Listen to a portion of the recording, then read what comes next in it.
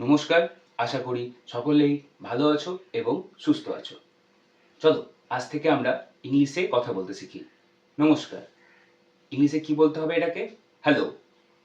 কেমন আছো অথবা কেমন আছেন এটাকেই বা ইংলিশে কি বলবো? How are you?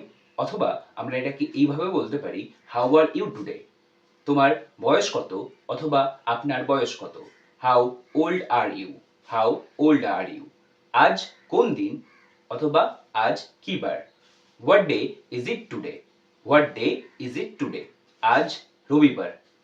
It's Sunday. It's Sunday. ঘড়িতে কটা বাজে? What time is it? What time is it?